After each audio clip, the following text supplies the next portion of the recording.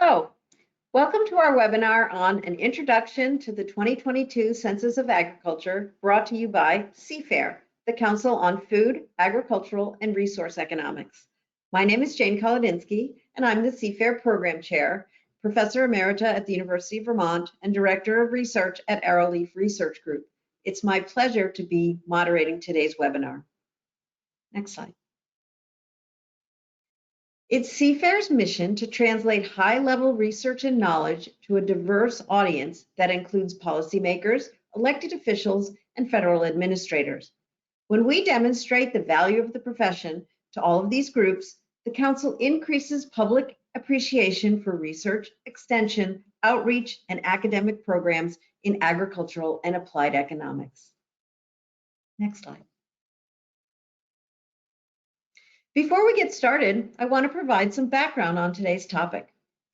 In February 2024, the U.S. Department of Agriculture, USDA, National Agricultural Statistics Service, NASS, announced the results of the 2022 Census of Agriculture, spanning more than 6 million data points about America's farms and ranches and the people who operate them down to the county level. Agricultural census data provide information about demographics, economics, land use, and activities on U.S. farms and ranches, and are used in analyses by federal agencies and researchers across the United States. Our April CFAIR webinar will provide an overview of the 2022 Census of Agriculture and present two studies that have used the data in research of interest to the food, agriculture, and resource economics community. Next slide. CFAIR has assembled a panel of experts to discuss their work, starting with Brian Combs. As the Chief of the Environmental Economics and Demographics Branch, Brian leads the agency's estimation and dissemination of several key USDA reports and the release of the Census of Agriculture. Previously, Brian served as the Chief of Staff at NASS, where he supported daily operations of the agency, led agency budget formulation, and provided essential communication to internal and external NASS stakeholders. Next slide. Anil Giri is a research agricultural economist with the Economic Research Service, ERS, in the Farm Economy branch of the Resource and Rural Economics Division, RRED. His main research focus is analyzing the financial performance of farms, including how agricultural policies affect farm household income and wealth. Next slide. Ani Kachkova is Professor and Farm Income Enhancement Chair in the Department of Agricultural, Environmental, and Developmental Economics at The Ohio State University. She chairs the Farm Income Enhancement Program and conducts research and outreach on U.S. agricultural economics issues. Her research areas include agricultural finance, agribusiness management and marketing, and applied econometrics. Next slide, please. Before we start, we wanted to explain how to ask questions during the webinar to make sure that you, the audience, knows how to engage with us. During the webinar, you can put questions to one or all of the speakers by typing it into the box in the control display accessed by clicking on the question drop-down as shown on the slide, and then send it to the organizer. Next slide. Now I'll hand the webinar over to Brian, who will start us off. Welcome, Brian. Oh, well, thank you. Happy to be here today and have an opportunity to talk a little bit about the results of the Census of Agriculture. So as Jim mentioned, the census was released to the public on February the 13th. That initial release published over 6 million distinct data points. We have several million more that will be released over the next few months as additional Census of Agriculture products are made available. Next slide. Conducted once every 5 years, the census covers virtually every aspect of U.S. agriculture. It is a complete count of the nation's farms and ranches and the people who operate them. It looks at land use, production practices, expenditures, and other factors that affect the way farmers do business and succeed in the 21st century. The first Census of Agriculture occurred in 1840. The 2022 Census of Agriculture is the 30th in the series and the 6th conducted by NASS. The power of the census is its ability to visualize and understand important changes in agriculture at the U.S., state, and county levels. Next slide. The 2022 Census of Agriculture had a response rate of 61%. This is down 10.8 percentage points from 2017. Looking at the bar chart on the right, I would note that in 2022, NASS made a concerted effort to encourage responding via the web. While mail response is still the most common, web response was up 17 percentage points from 2017. While response rates are down, NASS does make non-response adjustments. These adjustments are detailed in the Census of Agriculture methodology within Appendix A. Next slide. As we walk through this presentation, it's important to keep in mind the definition of a farm. A farm is defined as any place from which $1,000 or more of agricultural products were produced and sold, or would have been sold during the census year. The current farm definition was established in 1974. Now let's take a look at the number of farms and land and farms. Next slide. The number of farms at 1.9 million decreased 6.9% from 2017, or about 142,000 farms. This was a larger percent decrease than what has been seen in the past 20 years. Land and farms was also down 2.2%, or 20.1 million acres. This places the average farm size at 463 acres, which was a 5% increase from the previous census. Next. Looking at how those 1.9 million farms are distributed across the U.S. by county, you can see the high concentration of farms in eastern Texas, north through the central U.S., and on the Pacific coast. Texas has more than twice as many farms as any other state, but it was also down from 2017 by approximately 18,000 farms. All states in the top 10 experienced declines in farm counts from 2017, except Iowa, which increased slightly. Next. The census allows us to view patterns of land use across the nation, both in terms of how much land is used for agriculture and how land is used within agriculture. 39% of the nation's land area is devoted to agriculture. That percentage varies greatly by the state and county. Land used for agriculture is highest in the mid part of the U.S., with a swath of land from North Dakota moving south to Texas, where in many counties, more than 70% of land is used for agriculture. In terms of agricultural land use, permanent pasture and cropland are the two major uses, with just under 400 million acres each. There were 301 million acres of harvested cropland in 2022, and woodland and other uses added just over 100 million acres to round out the total. Next. In terms of value of production, California remains the top agricultural state with 11% of the value. The top 10 states contributed to 55% of the total value of production in 2022. Most states saw value of production up over 30% from 2017, and half of the states had increases of more than $2 billion. Next. Looking at the total value of production at the county level, we see the value of production is certainly not spread equally across the country. For instance, you can easily see the impact of cattle feeding in the high plains of Texas, or the cluster of poultry production in southwest Missouri and northwest Arkansas. The table on the right identifies the top 10 counties in terms of total value of production. The first 9 of those are in California. In fact, Fresno County has a higher value of agricultural production than 23 individual U.S. states. Fruit, tree nuts, and berries were the primary commodity categories contributing to those values, with the exception of Monterey and Imperial counties, whose largest value came from vegetables, and milk led the way in Merced County. Next. In this stacked bar graph, we can see the total value of production increased substantially from 2017 to 2022, up almost 40%. This was largely driven by near record high prices for many crop and livestock items during 2022. Next. Looking at how we got from 2017 to 2022 in terms of top 10 commodities with the largest impact, cattle was $89.4 billion in 2022, which was up $12.2 billion from 2017. The largest increase was for corn at $37.3 billion. Moving across, you can see that there were only increases, no decreases in the top 10 commodities. This is unusual. Typically, there will be some increases and some decreases. The table on the right shows the actual total value of production for each of the top 10 items. Next.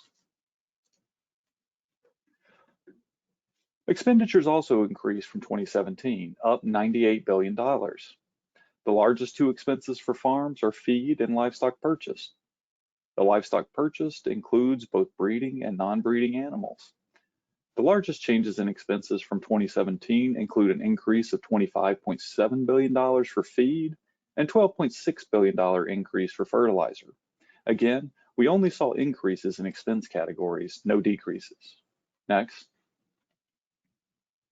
The census also collects data on the receipts from government payments and farm-related income. These data allow for the calculation of net income at multiple levels of aggregation, including state, county, and congressional district. At the U.S. level, all income categories showed large, uncharacteristic changes between census years. Between 2017 and 2022, net farm income increased by $36.7 billion. The average net farm income of $79,790 was up 85% from the previous census. Next. We will now move into the demographics of farm producers. This is one of the unique items from the Census of Agriculture, as it gives us a snapshot of those involved with farming and ranching. The graphical data highlighted is for a farm producer. A producer is someone involved in the decision-making for the farm operation. Most data items include information for up to 4 producers. Next. The number of producers at 3.37 million decreased 0.8% from 2017, a much smaller change compared to the decrease in farms at 6.9%. This is due to a large share of farms reporting multiple producers. The number of farms with only 1 or 2 producers declined, while the number of farms with 3 or more producers increased. 60% of all farms reported more than 1 person involved in the farm decision-making. Next. NASS recently released state and county profiles. State and county profiles provide an overview of agriculture for every state and county. These are a great resource if you want to quickly understand what type of agriculture exists in a given area of the country. Next. NASS will be releasing many additional products from the 2022 Census of Agriculture. Congressional district profiles will be released in May, race, ethnicity, and gender profiles in June, the Puerto Rico Census of Agriculture in July, and in late 2024, the first Census of Agriculture follow-on studies will be released. These provide a deeper dive into the topics of irrigation and water management and aquaculture. Thank you.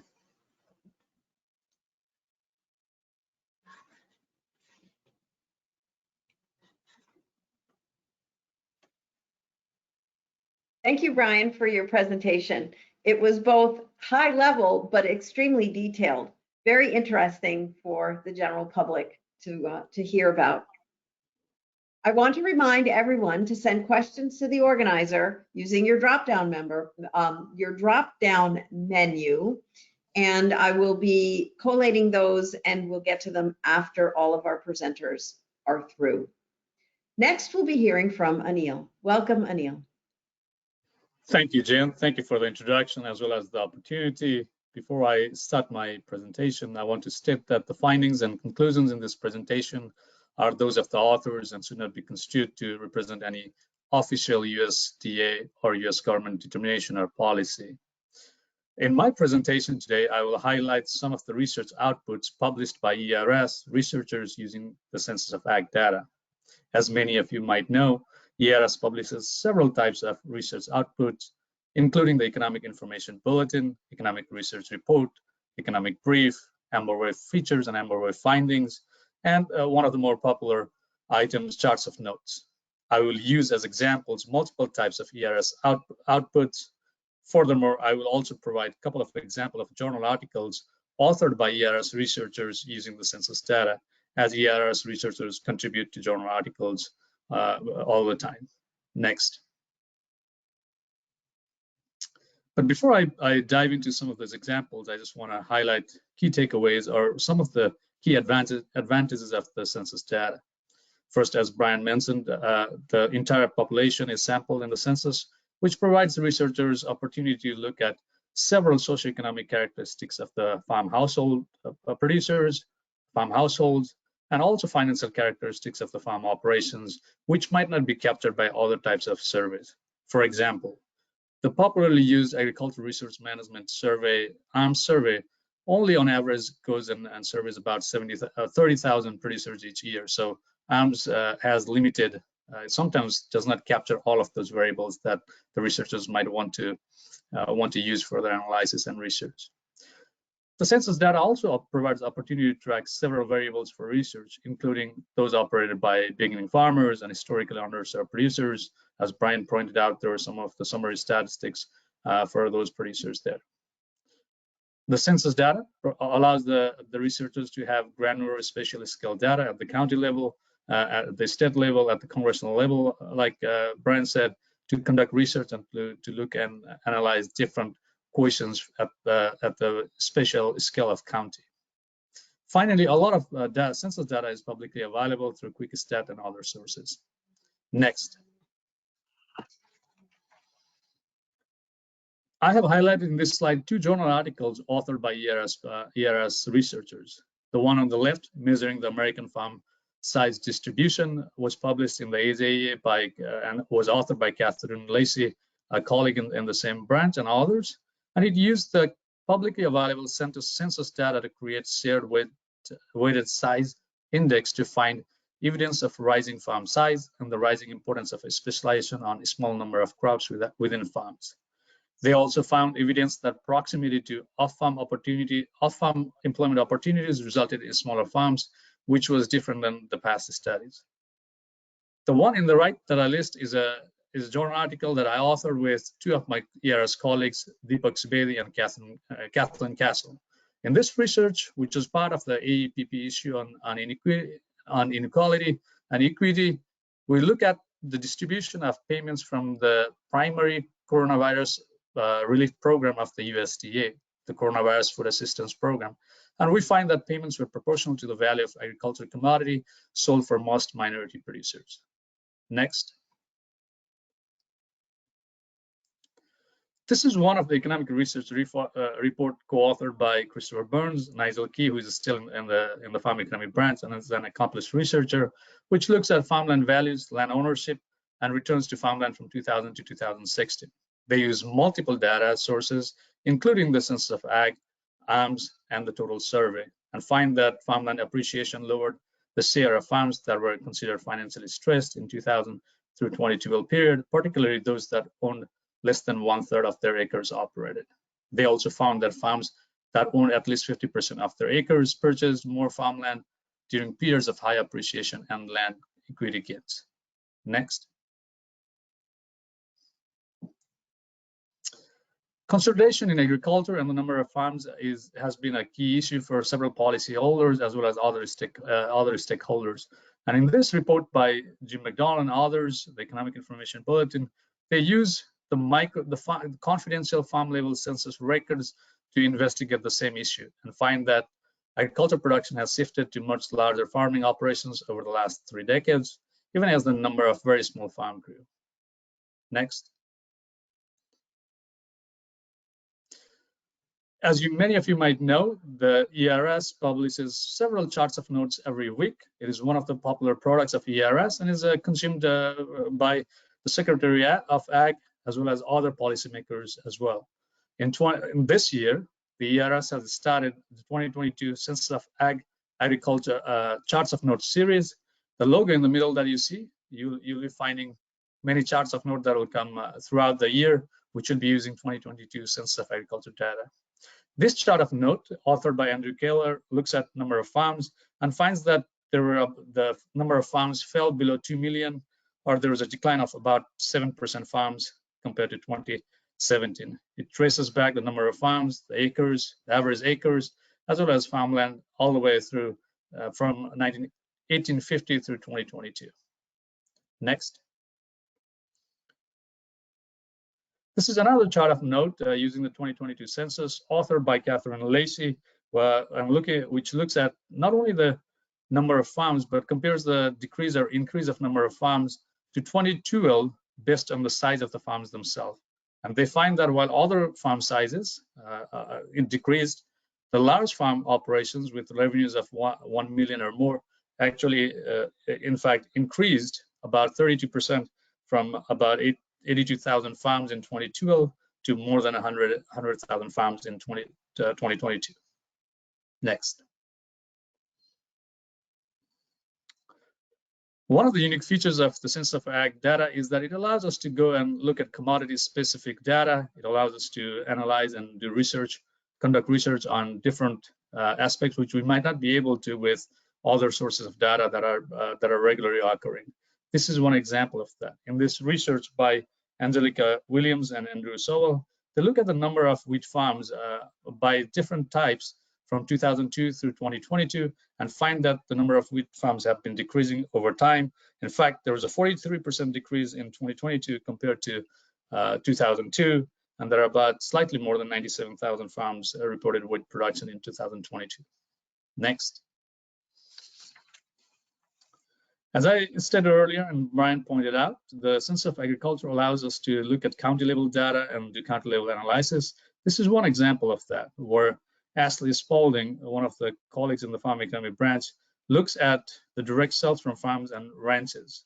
She finds that the total sales in 2022 were more than $17.5 billion, and there were 2022 direct sales through farmers market, on-farm stores or stands, pickup operations, commodity supported ag groups was consistent with 2017 when adjusted for inflation.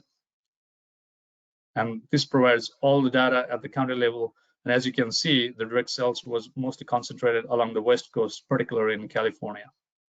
Next. This is my contact information for any of you that want to get a hold of me afterwards. Next. These are some of the ERS links where you can go and look for the reports that I mentioned, and many other reports, ERS research reports, ers.usda.gov. Follow us on the social media and other sites. Next. Thank you.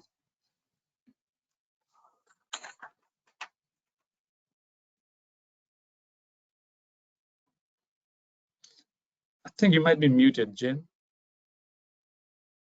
I'm sorry. Thank you, Anil. Thank you for that presentation. I see that there are lots of questions starting to come in the drop-down box. And before we get to our question and answer period, we would like to welcome Ani.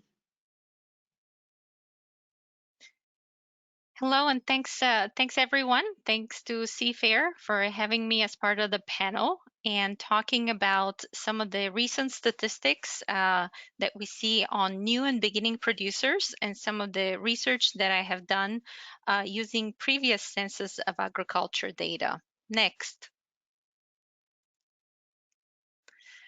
I would like to outline a few challenges that are faced by new and beginning producers. So new and beginning producers are defined as those that have 10 years or less of farming experience.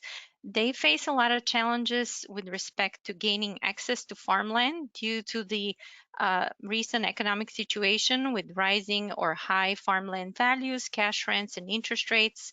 Beginning producers may need to enter agriculture and then expand rapidly and control more acreage in order to be successful. They may need credit and favorable terms to operate their farms, and they may need support to start farming and continue to be profitable. Next. Beginning producers are well represented in the Census of Agriculture data, so we can use some of the summary statistics using the Census of Ag data that is publicly released on the USDA website. Brian talked about selected farm characteristics and selected producer characteristics that I will show you using the recent 2022 Census of Agriculture data. We can also use the aggregate data to do comparisons between beginning producers and other producers in the US, such as young producers or established producers. We can also use the repeated cross-sectional data from one census to the next every 5 years. Some of the research that has been done using the Census of Agricultural data, microdata, the most common approach is to link farms over time. And this approach allows us to talk about entry and exit in agriculture, survival and success for beginning producers, credit use and financing for beginning producers, farmland ownership and leasing and how that grows over time. And then there was a recent study on beginning producers and the Farm Bill.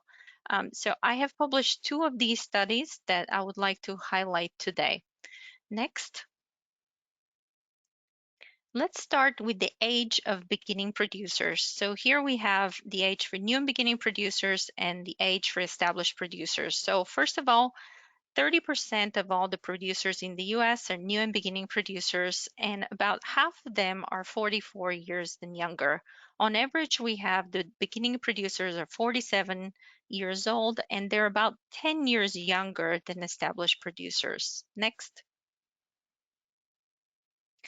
Some of the selected farm characteristics for them is that when beginning producers enter agriculture, they're less likely to report farming as their primary occupation compared to established producers. They're more likely to work off the farm as well as they're starting their businesses, and they're less likely to be males in comparison to established producers.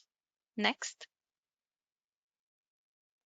In terms of number of farms, there is a concerning trend of declining number of farms over time. We see this from Census of Agriculture data. We also see that in the most recent censuses, we have that the number of farms that have beginning producers has increased between 2017 and 2022. Next. So then the question is, who is entering and who is exiting agriculture? So these are the results from a published paper that I have with Mary Ahern using the Census of Agriculture microdata, and we were able to track the same farms over time. So one of the results that we have is that young producers have higher entry rates and lower exit rates than older producers. These results are not surprising. What is surprising here is that young producers are also exiting agriculture. So they are entering and yet they're also exiting agriculture. And then another surprising finding is that beginning farmers who they may be young, but they may also be older beginning farmers, they're also entering agriculture as well. Next. So now let's talk about farm size in acres. So as we see these the number of farms decreasing over time. We also see that the number of land in farms is also decreasing over time, according to Census of Agriculture data. We see that the average farm size in acres is increasing over time, which stands at 463 acres in the most recent census data. Next. I will show you a couple graphs that it's very hard to see any trends. So I talked about the number of farms that have beginning farms has increased between the 2 censuses. And what we see from this graph is that the distribution according to farm size in terms of acres, we also see that the number of farms that have beginning producers as part of them has increased across all these categories of farm size as well. Next. On this graph, we see the number of acres that is owned and rented for young producers and beginning producers. So this is using cross-sectional data from the Census of Agriculture in the 2 censuses, 2017 and 2022. The point that I'm making here is that it is very hard to see trends coming from cross-sectional data between two censuses. So in other words, what young producers in 2017 were doing, the same things were done by young producers in 2022. Next. This is a graph that is coming from another published study that I had access to the Census of Agriculture microdata. And so here we are looking at the number of acres that are owned, rented, and operated by farmers' age. And so these are the statistics for 2007 using the Census of Agriculture data. So what we're seeing here is that young farmers, as they enter agriculture, they have about half rented and half owned acres, and that brings up to the total acres operated.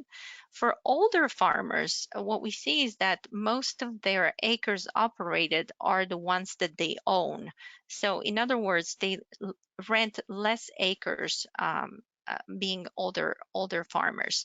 So if you look at these trends from Census of Agriculture data, they're very stable over time. So I bet you that if you look at the 2022 Census of Agricultural statistics, you will see the same trends here. Next. So what we did here in the study is that we linked the same farms over time. And what we are finding here is how do young farmers enter and how do they grow their farm businesses over time. So here we have data from the 1997, 2002, and 2007 Census of Agriculture. And what we are seeing here is that only if you're a young farmer, you about double the acres operated within 10 years of operating. If you're an older farmer, you basically 10 years later, there's the same number of acres that are being operated by farmers as they're aging. So on the next slide, I have the statistics here by different groups. So here we have acres owned, growth rates, acres rented, and acres operated. And what we're seeing here is that it is really the young farmers that they have astonishingly high growth rates after they enter agriculture, both in terms of owned and rented acres. So how do young farmers enter agriculture? They about buy half the acres, rent half of them, and within the next 10 years, they double both what they own and what they rent.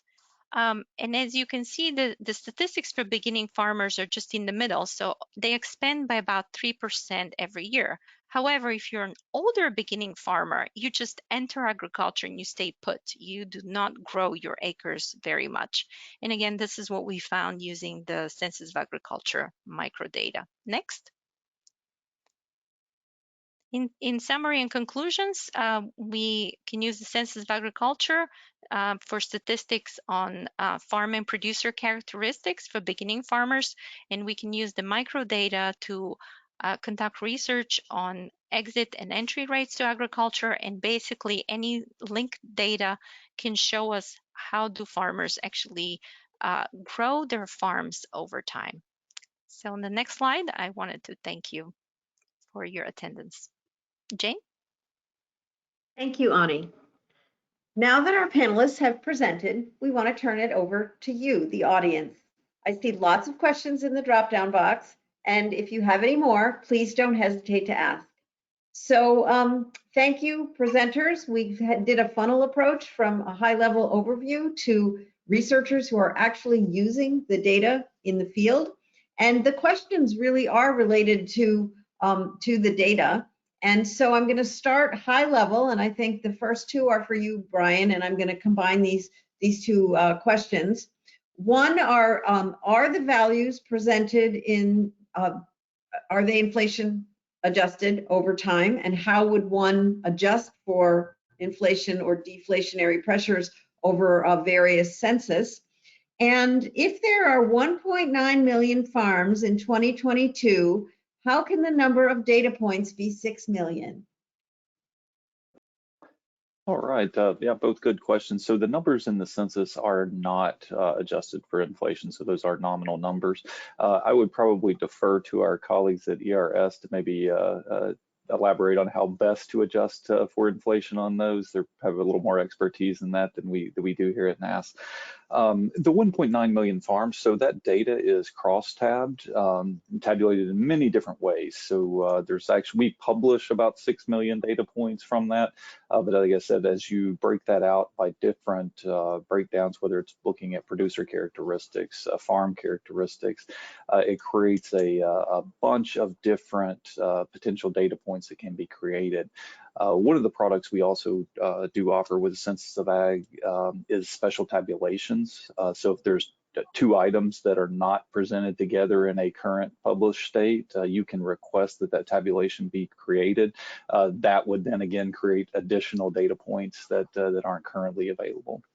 And usually following the census, we have several hundred of those special tabulations. They are, the actual requests are out on the NAS website, so you can take a look at what's been requested in the past if you have interest in those.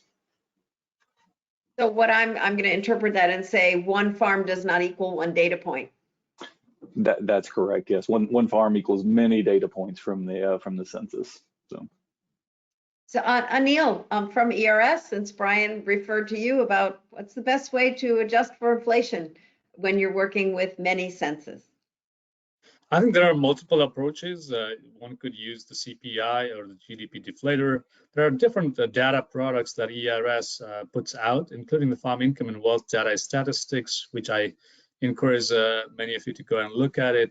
And for those data points, actually ERS already provides both nominal as well as real dollars, inflation-adjusted dollars, using either the CPI or some kind of deflator from the Bureau of Economic Analysis. And it's listed out there on the data products as well. Thank you. Another question is, are farm level data available yet from the 2022 census?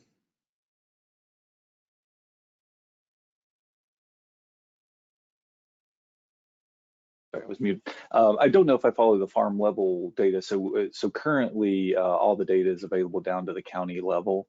That's published out there. I think that's what the question is. I will just note that we don't produce any record level data. That's all confidential. So all the data is summarized by NAS and then reviewed for disclosure as part of our collection. We guarantee that we will protect the individual data that any producer provides to us. And I'll segue into, and I think this one is for Ani, but it could be for any one of you. For academics interested in applying for access to restricted microdata, will information on demographics, and it says, e.g. whether a farm is operated by a beginning or historically underserved farmer, be available? Ani, do you want to talk about that? Because it seems that some of your research has used micro level data. Yes, I'm happy to talk about that. So as Brian mentioned, researchers are able to access confidential microdata from the Census of Agriculture under strict confidentiality rules and agreements that need to be signed, training, and also their reviews for disclosure as well of any results that are being published. There is data available at the micro level. Usually there is a tabulation, kind of like a special tabulation that as part of the project agreement, the scope of the project needs to be outlined as well as the variables that are needed. And so basically all of the data that is needed would be provided as part of that agreement. So within the project and within the scope of work, you can actually look at the different farm records, and that could be summarized in a different way. However, it's very important that any summary does not disclose anything related to individual records. So I believe these the tabulations are possible to be done.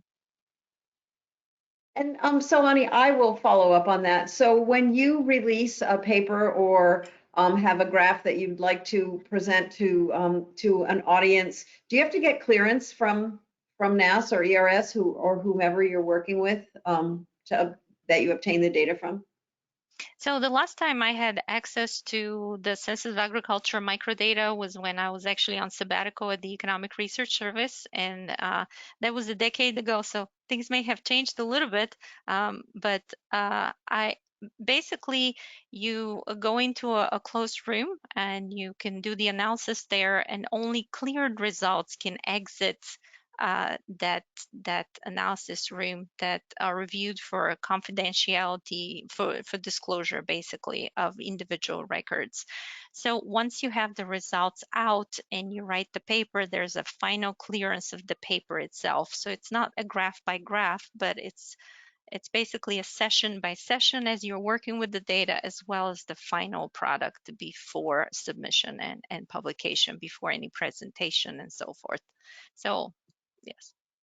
So there are checks and balances to protect each of the individual respondents in the Absolutely, data that set. is of utmost important, that the confidentiality of the records is protected, and then there is no intentional or unintentional disclosure by very small sample sizes. As Brian mentioned, if there's no citrus production in a county in the U.S., such statistics should not be published. If there's not enough farm observations within a county or any data point that is being published. Brian or Anil, would you like to add to that? Yeah, Or I can have. Thank you, Annie and Jen, great answers. Just a couple of points to add. This is pitch for ERS, my employer. But ERS, a lot of researchers at ERS also collaborate with academics and professors. There are multiple avenues to collaborate. You can just go ahead and collaborate on a research project. Or there are also what ERS calls cooperative agreements. These are small grants, anywhere from $25,000 to $50,000 for a specific project, and you write it. However, if you ever collaborate with an ERS researcher, in addition to all what Annie said, as an ERS staff, a federal statistical agency, we do not make policy recommendations. We only, after the analysis, we only do objective analysis and provide the results without making any policy recommendations. So that is one part that I would like to add. Yeah, and I'll just add that from a NAS perspective, we actually have a group. I'm part of that with some others that when you submit those project proposals, we review those and make sure that the project's going to be, or the data you're requesting to have access to is going to be suitable for the type of research project that you're doing. And then that's the same group is the one that's going to be reviewing any products that come out of that. We have made some advancements in technology that have allowed us to be a little bit more flexible in where you access that data now. So there's some very stringent requirements in IT protocols that have to be put into place, but that doesn't necessarily mean now that you have to come to a USDA facility to actually do that. So you could, conduct that research potentially at your office location or some other designated location. Thank you. You go through NORC or something like that, right? The firewalls of data protection. So Yes, the next question. Oh, go ahead. Oh no, that's fine. I was just confirming. The next question, and I think this one's for Brian, but perhaps not. What is the timing of conducting the census for 2022, and how do you get a full year? For example, cover crops are planted at all different times of the year. So how do the Census of Agriculture data capture an entire year? So if you'll notice that the results that were published in 2024, we actually began data collection to capture the 2022 calendar year late in 2022. So our first push for data collection went out in November. That was with a push to go online or to respond online. And then we followed that up with a mailing in December, and then some other mailings through the first part of 2023 to begin collecting that data. So that allows us to capture everything that happened during the calendar year of 2022. Thank you. Very informative. And this one is for our panelists who actually use these data. What would you like to see in available to researchers? What would make it easier? What's the best? And what could be improved?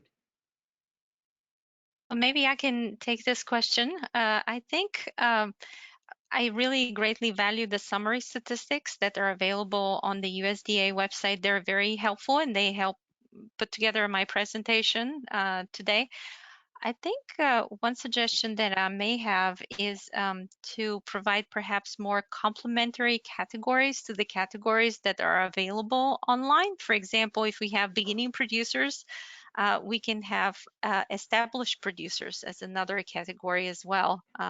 We can back it out from the all producers and then kind of figure out what the beginning producers are doing and then make implications about what the established producers are doing, but perhaps summarizing that data also by age is it would be very interesting to see what the young producers are doing versus what the old producers are doing. So just perhaps having more complementary categories of the categories that are available. Another one is I would suggest if there's even greater compatibility with the older censuses so that we can have these long time series comparisons, that would be very helpful, as some of the questions and categories and definitions within the census change. That's a bit challenging to kind of go back several censuses. And I also very much like the approach the USDA has, that at the national level, there's many more refined categories that are given, which obviously cannot continue as we go down to the state level and the county level.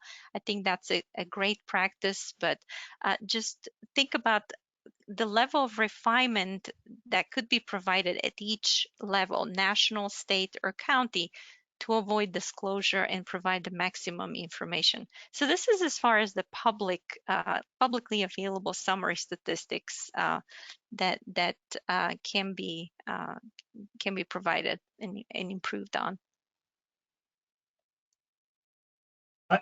I think I agree with what Annie said. I'm just going to answer this in a slightly different direction, Jen. To the producers who are listening, or to the extension agents or anybody else who interacts with producers, I would request all of you to reach out and tell the producers to fill out those surveys, not only the census survey, but as well as other surveys, including AMS, the Agricultural Resource Management survey.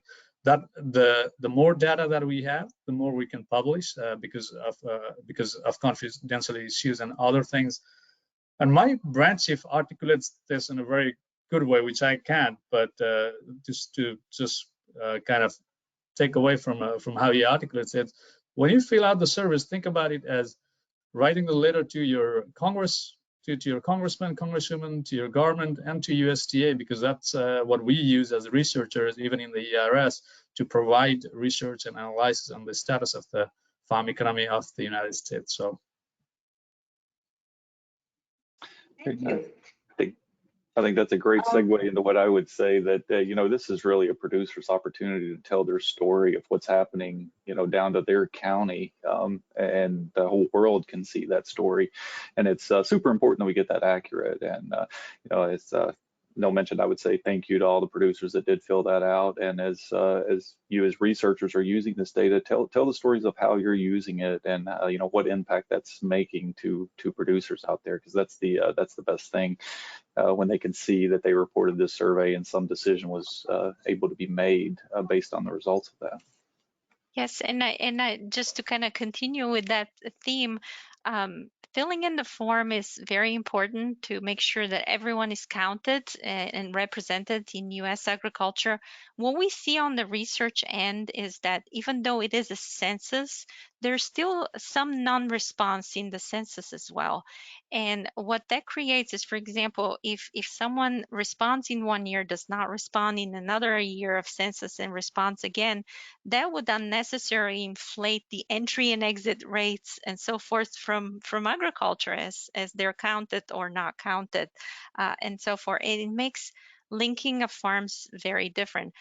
Another thing that I found just through doing research with the Census of Agriculture data is that it's very hard for beginning producers to be included in the data. It takes up to 3 years for USDA to find beginning producers and be able to be included in the Census of Agriculture in those first 3 years. And we know that because if we look at the data and we look at how many years have you been farming, we find more farms that should have filled their survey, but they weren't in the data in their first and second year of operating their farm businesses. So again, very important for especially beginning farmers to fill their census forms. Wow, just fascinating. And I'll end the question and answer with a suggestion from the audience. And I do not know the details of every question that's asked in the Census of Agriculture, but this citizen says, questions concerning farmland loss would be helpful to add in the census. Did you sell any farmland? If so, will this acreage continue to be farmed, etc.? So I don't know, but Brian, you would know. Yeah, so that's a great question. So the Census of Agriculture is a pretty expansive data collection, but it doesn't cover every topic of interest. I mentioned we were doing water, irrigation and water management and aquaculture. We have a census follow-on that's going to take a deeper dive into to land transition. That project is called, or we refer to it as Total. So we're actually in the planning phases of that right now, and it will be referencing calendar year 2024 and conducted during 2025. So that publication that'll have some of those details will be coming out a little later. Thank you. We're getting near the end of our monthly webinar. We want you to know that immediately following this, our audience will be sent a short survey, and your feedback is really important for us to understand how our future programs and offerings can better help to serve you. And before we wrap up, we'd like to encourage those who've enjoyed this webinar to sign up for our newsletter, where you'll get more information on similar online events and see our newsletter. We also have a podcast series, Get a Grip on FAIR, available on our website, Spotify, Apple Podcast, or by visiting rss.com/podcast/keeping up with FAIR. You can also find us by searching our name, that is, the Council on Food, Agricultural, and Resource Economics, on any of the platforms. And last but not least, please follow us on Meta for regular updates at CFairCon. We also encourage any and all inquiries. Please contact us at information@cfair.org. Next slide. A quick word of thanks to our partners. This and other CFair programming wouldn't be made possible without the continuing support of the Agricultural and Applied Economics Association, that's AAEA, the U.S. Department of Agriculture's National Agricultural Statistics Service, thank you, Brian, that's NASS, as well as USDA's Economics Research Service, ERS, thank you, Anil. Next slide. And of course, we'd like to give a big thank you to our panelists. Lastly, we'd like to thank you, the audience. We're passionate about this subject, and we hope you are too, but it's not a small thing to give an hour away of your day. We hope you enjoyed this event as much as we've enjoyed hosting it. Thanks, and have a great rest of your day. Bye, everyone.